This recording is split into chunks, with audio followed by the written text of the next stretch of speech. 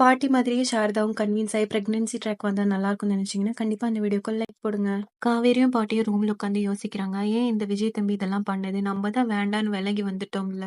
காவேரி நீ ஒன்னும் ஃபீல் பண்ணிக்காத. நம்ம எப்படியா சாரதா மனசு மாத்திக்கலாம். சரி இருங்க பாட்டி, நான் ஏதாவது சாப்பிட்டு எடுத்துட்டு வரேன். சாப்பிட்டுட்டு இருக்கும்போது காவேரியை பார்த்து பாட்டி கேக்குறாங்க. ஏன் காவேரி, உனக்கு விஜய் கிட்ட தனியா பேசணும் போல இருக்க? வேணா பாட்டி உதவட்டா? ஏன் பாட்டி, இருக்கிற பிரச்சனை பத்தாதா? நீங்க வேற வாய் புடுங்குறீங்க. சரி போ, நான் ஏதோ உதவி பண்ணலாம்னு நினைச்சு கேட்டா வேண்டானா விட்டுரு. ஐயோ சாமி, நீங்க ஒன்னும் பண்ணாம இருந்தாலே போதும். குமரனும் கங்காவும் கடைக்கு போய் ரிட்டர்ன் வந்துடுறாங்க. சாரதாவும் வீட்டுக்கு வந்துடுறாங்க. என்ன பாட்டியும் பேத்தியும் ஒரே டிஸ்கஷன் கேக்குறாங்க. சாரதா, அது ஒன்னும் இல்லடி, இந்த வீட்லயே இருப்போமா இல்ல வேற வீடு பாக்கலாமான்னு யோசிச்சுட்டு இருந்தோம். இந்த சாரதா யாருன்னு அந்த தம்பிக்கு தெரியல, ஆனா உங்களுக்கு தெரியும்ல, அதனால சும்மா இருங்க. அவனுக்கு பயந்துட்டு எல்லாம் போக முடியாது. என்ன ஹாப்பியா காவேரின்ற மாதிரி பாட்டி கேக்குறாங்க.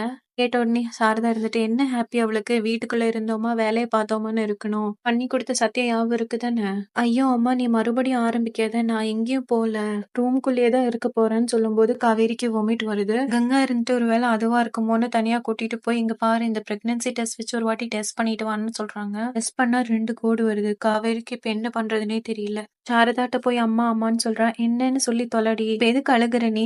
அம்மா, அது வந்து பிரெக்னன்சி கிட்ட காட்டுற காவேரி.